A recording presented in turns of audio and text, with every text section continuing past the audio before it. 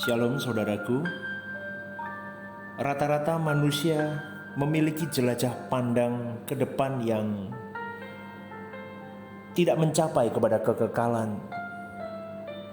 Jelajah pandang mereka hanyalah sampai di batas kubur, di mana jantung dan denyut nadi mereka sudah tidak berirama. Jika berbicara mengenai hari depan atau hari esok yang penuh harapan, seringkali yang mereka tangkap hanyalah area kehidupan sebelum kubur, atau bisa dikatakan kehidupan saat ini di muka bumi ini.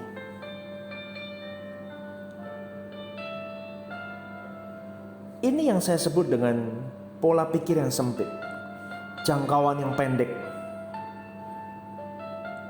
Maka banyak orang yang tidak sungguh-sungguh ketika jangkauan cara melihat mereka kehidupan itu begitu sempit, saudaraku. Maka mereka tidak pernah serius dengan Tuhan.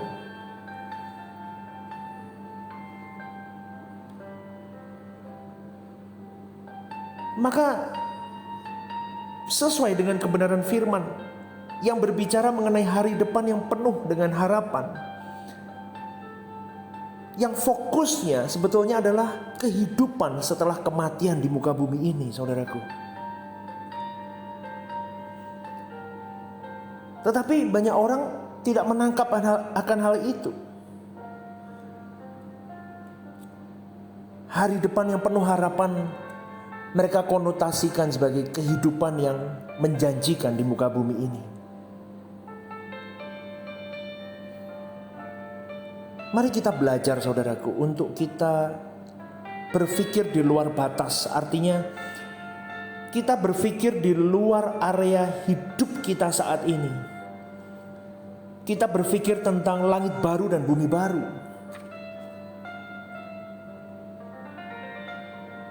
Tuhan mengajar orang percaya untuk memiliki pandangan ke depan yang menembus batas di balik liang kubur, saudaraku. Itulah sebabnya di dalam Matius 6 ayat 21 firman Tuhan berkata, karena di mana hartamu berada, di situ juga hatimu berada. Di sini Tuhan mengatakan bukan mengumpulkan harta di bumi, tetapi Tuhan mengajak kita untuk mengumpulkan harta di surga, saudaraku. Mengumpulkan harta di surga adalah usaha bagaimana kita menjadi manusia yang menyenangkan hati Bapa kita.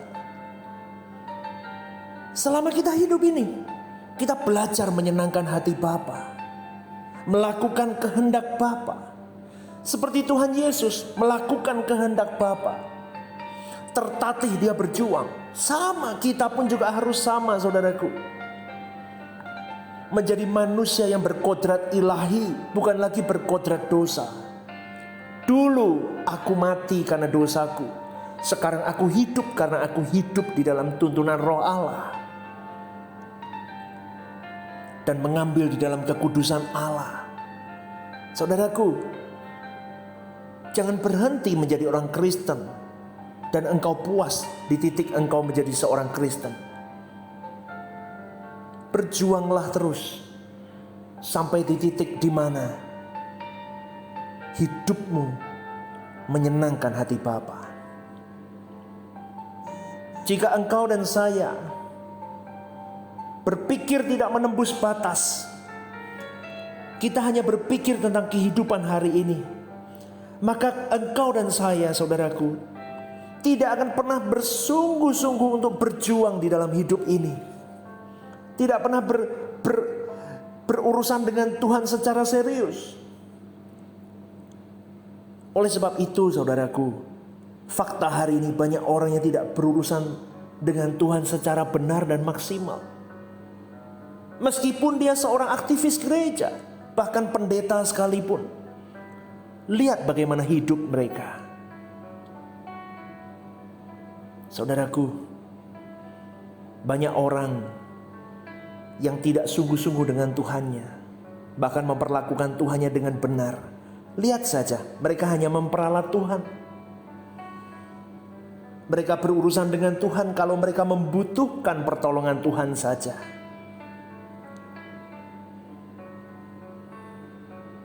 Karena jelajah pikiran mereka hanya sebatas kuburan.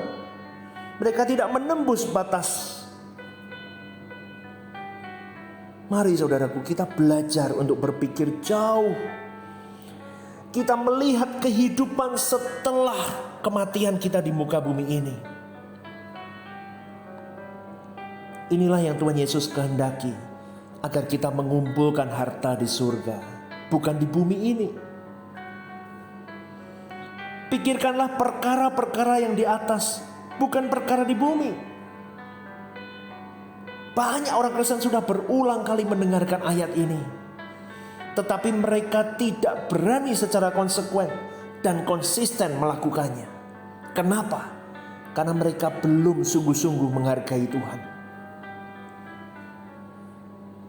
Kekristenan yang sudah salah, yang sudah melekat dalam kehidupan orang-orang Kristen hari-hari ini, hanya menekankan segala sesuatu yang menyenangkan telinga mereka. Saudaraku yang dikasihi oleh Tuhan, epicentrum kekristenan adalah menyenangkan hati Allah, mengikuti jejak Yesus. Sudah itu saja, terapkan dalam hidup kita. Kita berjuang, kita sungguh-sungguh, dan kita kumpulkan harta kita di surga. Bila pemikiran kita sebagai orang percaya masih dilandaskan pada kehidupan dunia, saya percaya tidak mungkin kita berurusan dengan Tuhan dengan detail dan serius, saudaraku. Aku melayani, ya aku melayani, tetapi melayani dengan tidak bertanggung jawab. Aku melakukan segala sesuatu untuk Tuhan, itu di mulut saja, tetapi mereka tidak sungguh-sungguh memberikan hidup, segenap hidup mereka untuk Tuhan. Pola pikir anak dunia ini yang merusak pilar kekristenan, saudaraku. Mumpung hidup hanya satu kali, aku harus menikmati hidup. Itu anak dunia. Tetapi berbeda dengan anak Allah. Hidupku satu kali, aku harus berjuang di dalam hidup ini untuk tidak melukai perasaan Bapa. Aku mau bertanggung jawab di dalam kehidupanku.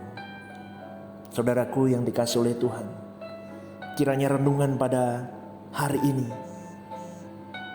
membuka pikiran kita